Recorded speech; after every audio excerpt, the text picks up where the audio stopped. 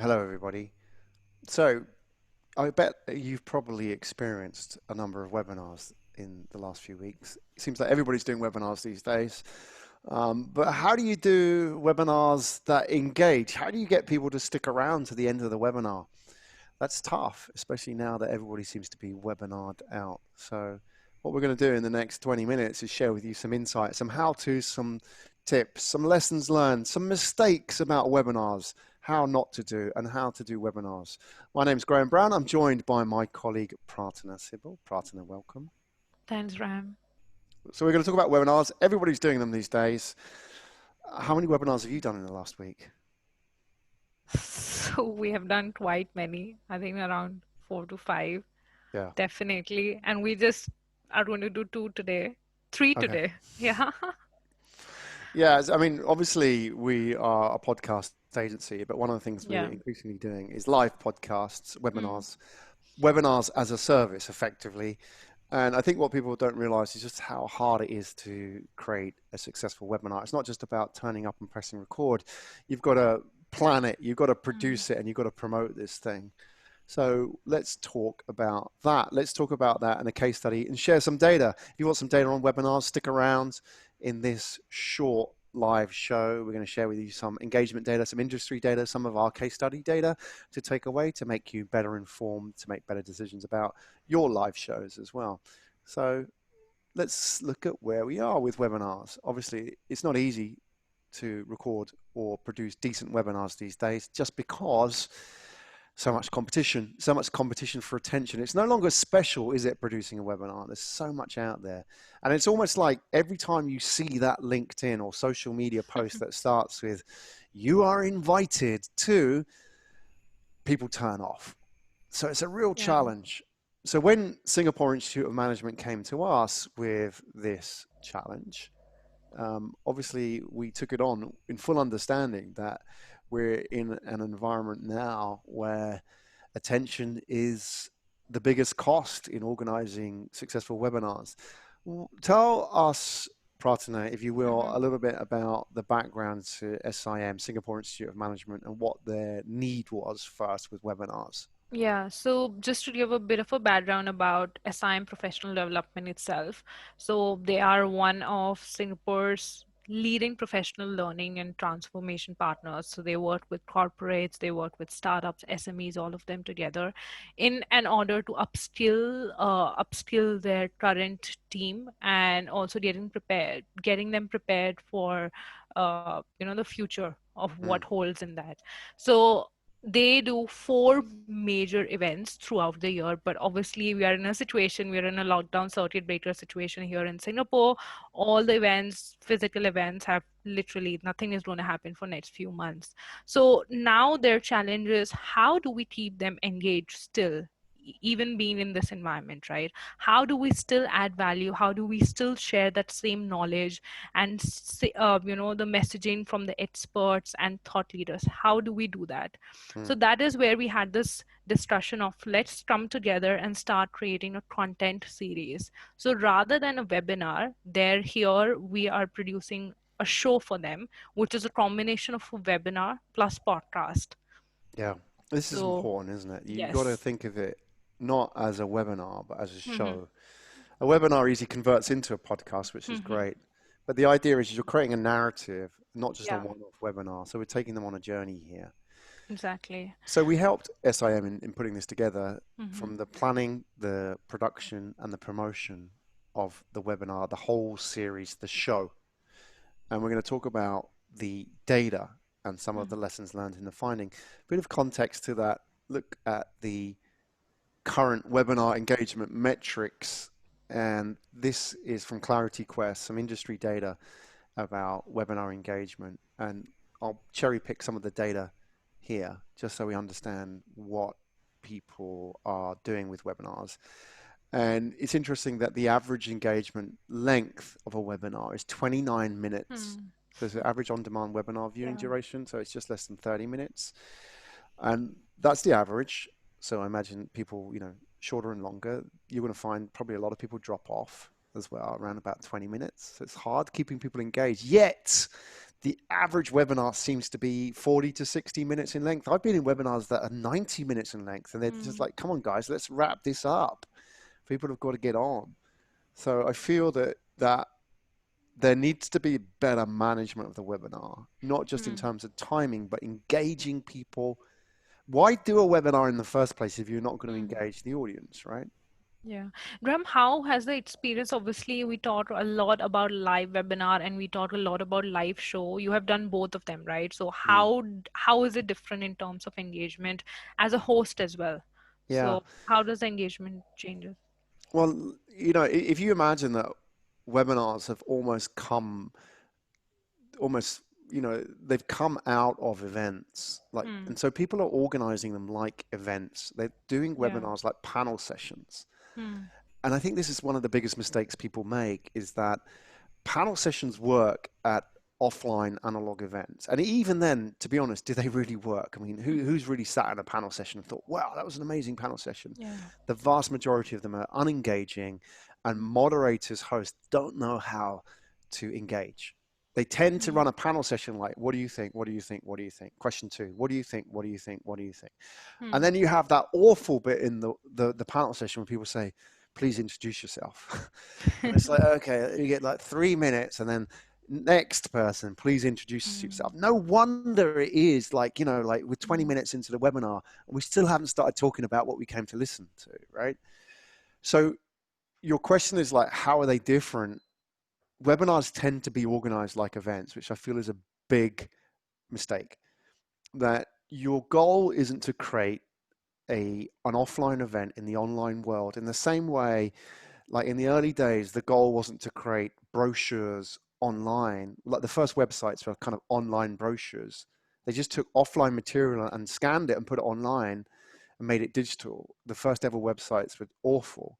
And I think we're seeing that with webinars. Like the first iteration of webinars seem to be these awful sort of events, but digital. And then you have these sort of virtual events, which tend to be organized like I've seen like expos where you can walk Yeah. around booths and it Hmm. it doesn't make sense. It's like, why have you got booths? I mean, that's Hmm. because you're existing in a physical space. So I think you know the tail wags the dog in many respects is that you've got to let go of the limitations of the physical world and think about what are we trying to do here with the webinar? We're trying to engage people. We're trying to have a conversation. So therefore, the way we've got to do this has got to be absolutely different. Let's Hmm. not organize a panel session. Let's engage. Let's have a conversation and get the audience involved in that. Yeah, I think one of the points that you just highlighted is pretty good, which is bringing them on a journey. What I'm seeing right now around me on my LinkedIn is full of one-off webinars. So, like just one episode, that's it. However, when we are working with SIM, the whole idea was to create a series in which people are not just, joining in for episode one, but they're moving from episode one to two to three to it's a six-part Yeah, series altogether, right? So I think that was also key. And we saw a lot of repeats also from episode one to two. So do yeah. we want to dive into some of the maybe Um, stats? Yeah. yeah, we'll go into the numbers. Look, I think it's a really important point that Prarthana make about taking people on a journey. The way we work with clients, just I want to lay this out just before we get into the numbers here. That think of your engagement with your audience, people on LinkedIn, your emails, your live interactions, offline, everything. Think of it as a conversation funnel. And what I mean by that is that in your engagements with your network, your biggest cost is attention. Like if you are able to get somebody's attention in this attention starved world where I read today the average person unlocks their phone 110 times a day.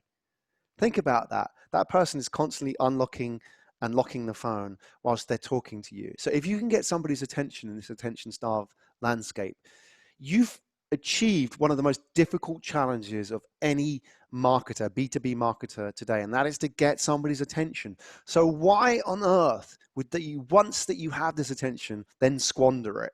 And that is what 95% of webinar organizers are doing. They're getting your attention and then they're not doing anything with it. Once you've got somebody's attention, you need to then convert that attention in the funnel into authenticity. which is the next step. So once you have their attention, take them to authenticity, which is authentic interaction, which is go deeper, which is take them to on the journey of the webinar, take them to the next episode, or take them into the podcast so they can find out more. So if you have the role of organizing a webinar or an event, a live event or a live show, you must always do it with the intention of taking somebody on a journey. Doing a one-off just doesn't make sense in this attention-starved landscape. So let's have a look at some of the numbers as Prarthana asks, what are the engagement levels? Remember we went back here, we had some of the numbers here that we had. Let's bring up the screen here. These are numbers from our webinar. So let's compare it with the industry standard that 29 minutes was the average. The first webinar we organized for Singapore Institute of Management, 94% watched 60 minutes. And the actual webinar was 65 minutes, I think, Yeah. right? These are pretty high numbers. Mm-hmm. Why did they watch with such high levels of engagement? We didn't put a gun to their head. What did we do? So Ram, as because obviously I was attending it as a, I was there as an attendee as well, and I could see the engagement that was going on in terms of the questions and stuff. I think people really liked stories. They Yeah. loved the stories. It wasn't, firstly, we were not trying to sell a product here, which is a key. We were not trying to teach them something. We were just sharing the stories. We were just giving the case studies. And at the end of the day, they were making sense of it in their own industry or how they can use it, right? So Mm. for us, I think this is one of the feedbacks that we really got, good feedback that we got from the attendees was that it was all about case studies and stories. And the speakers were very authentic in their own way. So Yeah. I think that was pretty good. So how was it, Graham? I think like hosting wise, how was your experience for in that? Yeah, I agree that everybody loves stories, right? Yeah. And yet when we, again, it's going like back to that event mindset is that people feel that you should be up there presenting. And yet, the best presentations really I've ever done in live events, on stage, or in webinars, or in live podcasts, whatever it may be, any format, the most engaging ones have always been stories. And Dr. Kevin was a great storyteller. Harish was a good storyteller. They brought out anecdotes, simple stuff like telling the story of Bill Gates and Microsoft, or telling the story of Apple, or Yeah. telling the story of some fried chicken rice, Yeah, hawker store, center stories. hawker center. Yeah. Yeah, I mean, the real stuff, people really resonated with that. And people will always, I mean, it's a Maya Angelou quote, the author, and she said, like, people will always forget what you told them, but they will always remember how you made them feel. And we will remember this. It's like, you remember that event that you went to, and there was that one speaker that just killed it, and like Hmm. everybody loved that person. And they were just having fun, and they were telling stories, and they left people with an emotional feeling. And then they will say, "What the hell was that guy talking about? I can't remember." Yeah. But he Mm. made me feel really good. And then you feel connected to that person, and then you feel that person's an authority. Oh yeah, I get it. They were talking stories about digital transformation or whatever. And that's so important because Hmm. all the information fades away. So like when it comes down to these levels of engagement, a key part, I think there are two parts to this, Prarthana. One is storytelling, like keeping people engaged, like short stories that really Mm. people take away. That story about that chicken rice seller, right? People will share that. And the second part that we made a conscious effort for this is polls. So Yeah. polls are much abused in webinars. Like before we talk about how we did our polls, how, Mm. from your perspective, you sat in a lot of webinars, Pratana. Mm. Tell us like the wrong way to do polls. I think the wrong way to do polls is um so okay, firstly, if it is not anonymous, that is one. Yeah. Because then people are more conscious of selecting the answers. That's what I've observed.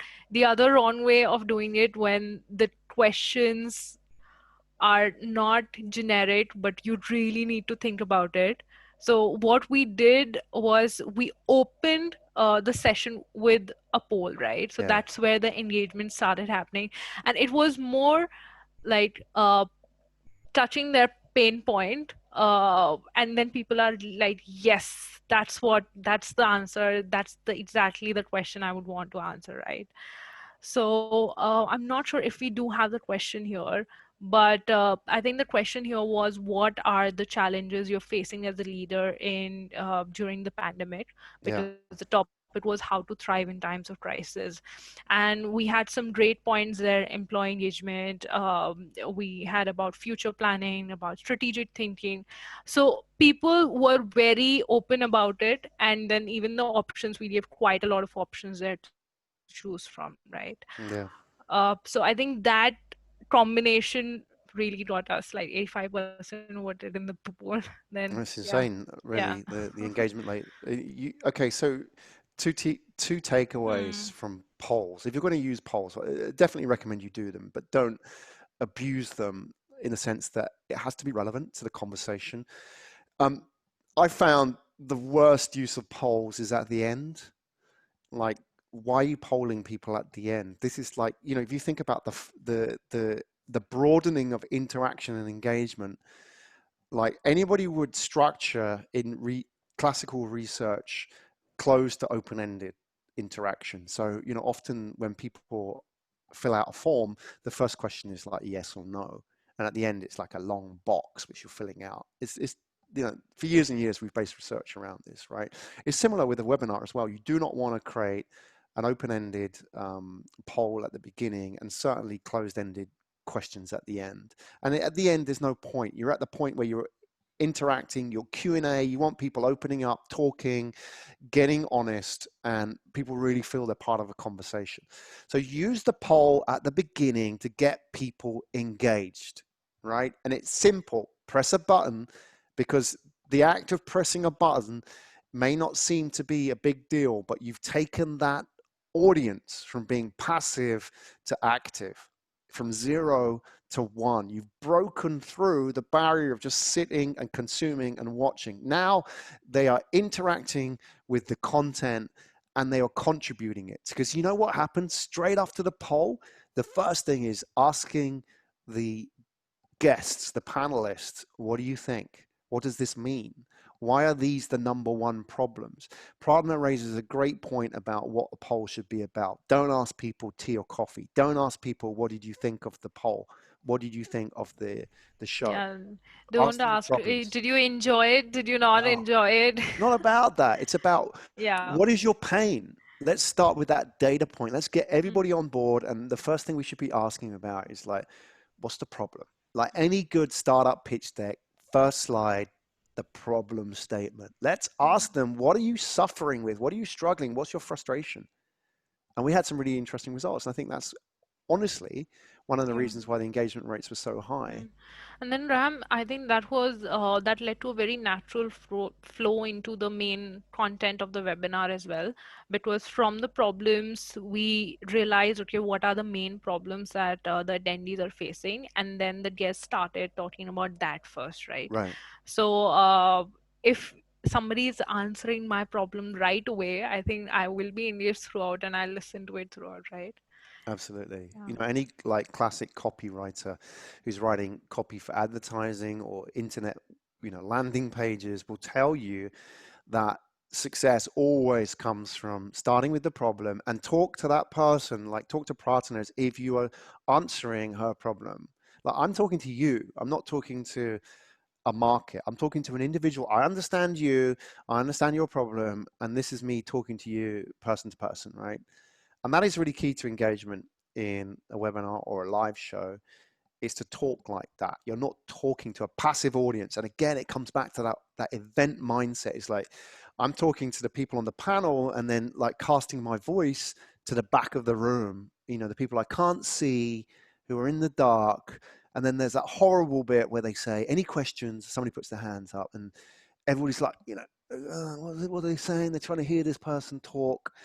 This is a really negative experience, and it certainly doesn't translate to the webinar platform. So use the polls to really engage people. Go beyond what we know about events. Go beyond that sort of very, put your hands up style interaction.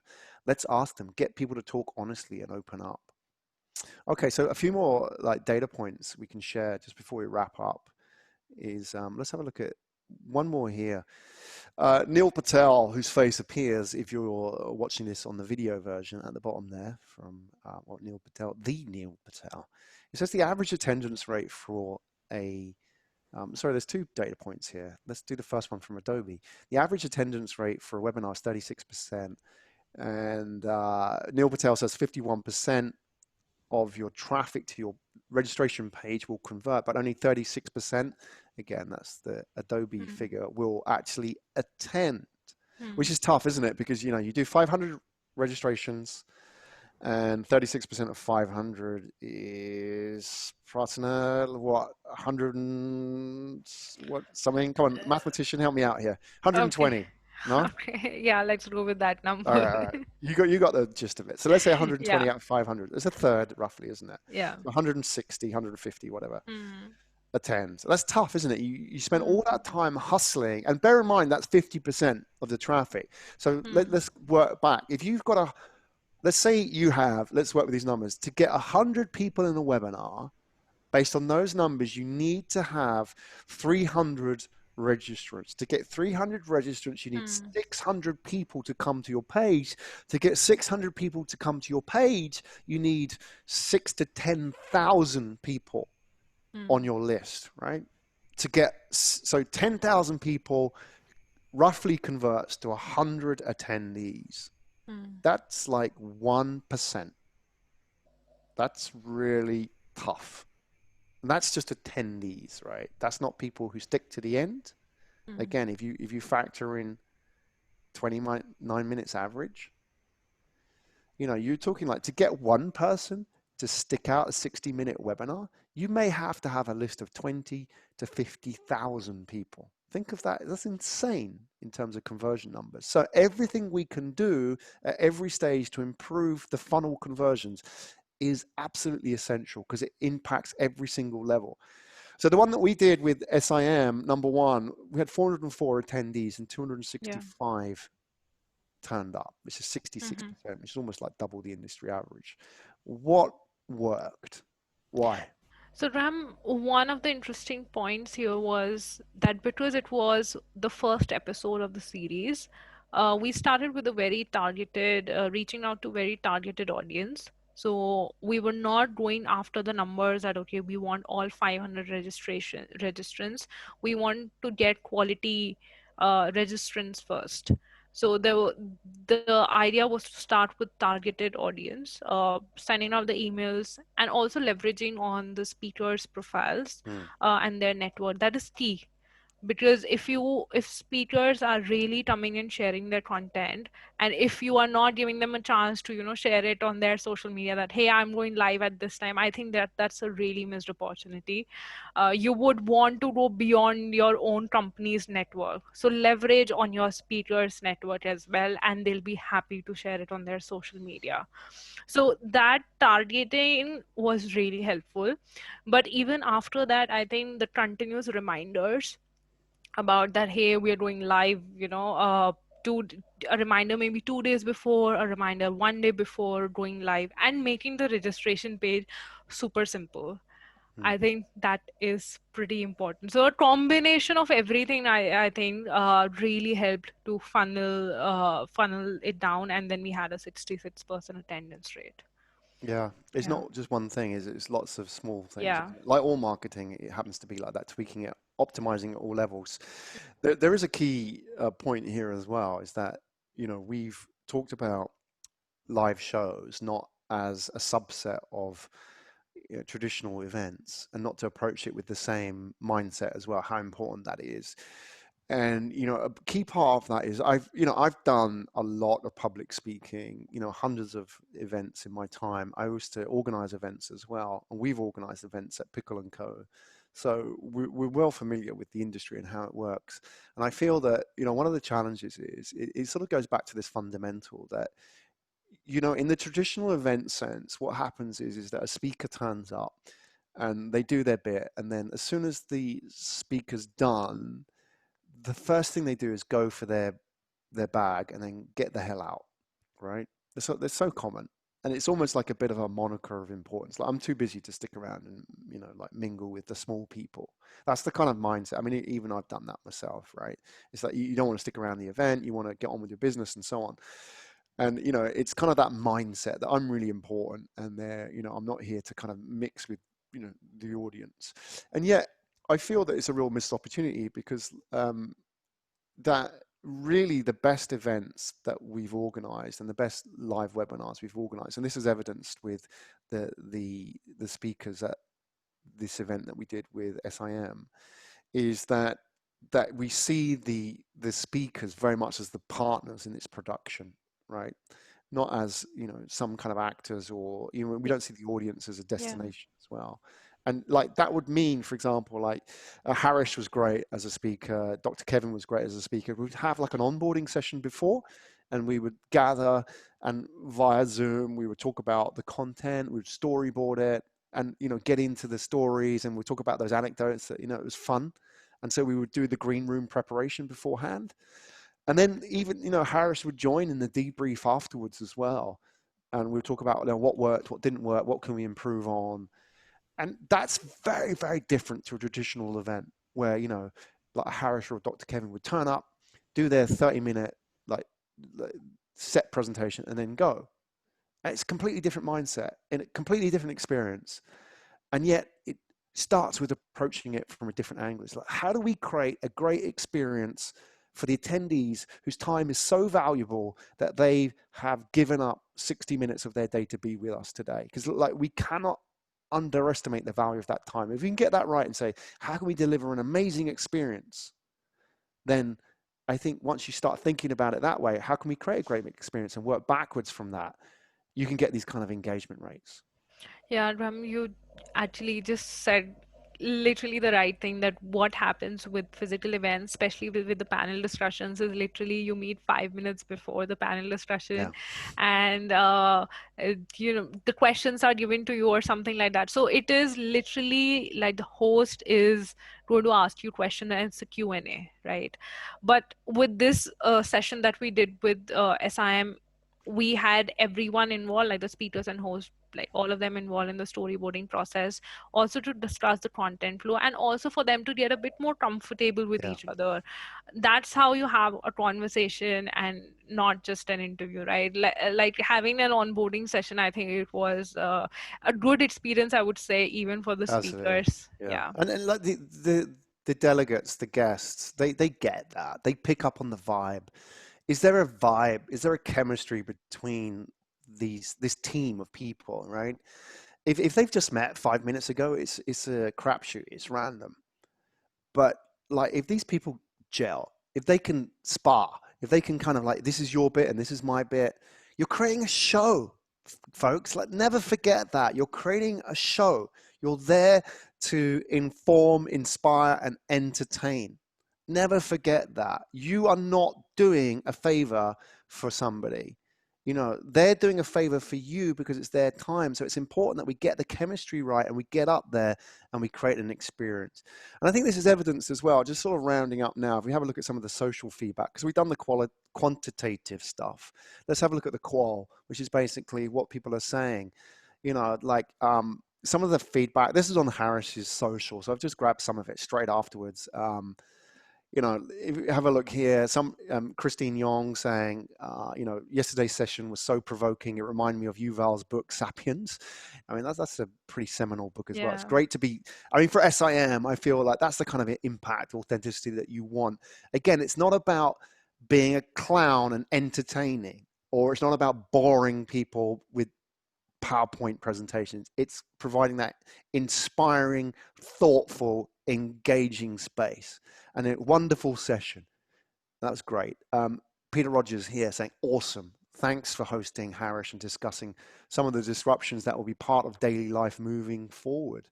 Um, yeah, I mean, post-corona. So I think that it just shows that people feel inspired by the content as well. Yeah. Somebody else And here, I echo your comments, really enjoyed the honest sharing, honest keyword. hmm. Yeah, I mean, I love it. Those are the kind of impacts that we want out Yeah. of a And session. then, Ram, this is actually after the webinar. So if you see, the conversation didn't really stop Right. with the webinar. People actually connected with Harish there and reached out to him again and started having a conversation, right? So it's important to see, even for if we treat speakers or guests as partners, Yeah, uh, they'll reciprocate in that way as well, right? And they would also want to engage with the registrants, with the attendees, even after the webinar. So they're happy to have a absolutely. chat. Yeah, So that is, I think, a pretty important point. yeah, yeah. And like they enjoy it. You know, Hmm. you've got to think as well that I feel a lot of organizers overlook the value of their partners. A, because mainly they don't think of them as partners, and B, also because they don't know what's possible. And C, also forgetting that they put in time. You know, they put invested time in this webinar, this event. They want to make it work. So to keep the conversation going, it allows them to have interactions as well, and that's job done. You know, it's great for them to be able to interact with their audience and provide new content and new conversations. So that was a walk through the world of live shows, and we shared with you a case study from some of our recent work, uh, providing webinars as a service, in this case for Singapore Institute of Management. Hmm. Hopefully that was interesting to you. I feel as well, we've got a lot of work to do, but we really are learning what works and what doesn't work in webinars. I think there's so much out there that is just not really thinking outside of the box. You know, it's sort of old media, but business, or new media, but business as usual in many ways. Yeah. I think we now need to sort of think about it differently. We're coming from the angle not of events, we're coming from the angle of organizing podcasts. And therefore, the mindset to doing a webinar as a podcast producer is very different from the mindset of doing a webinar as an event producer. And if you want somebody to come in and think of it as a show, as engagement, as authentic, as connection, engage us, because that's what we know and that's what we do. And hopefully, these insights that we've shared with you today are thought provoking enough for you maybe to contact us. The best way you can do that is Prarthana, over to you.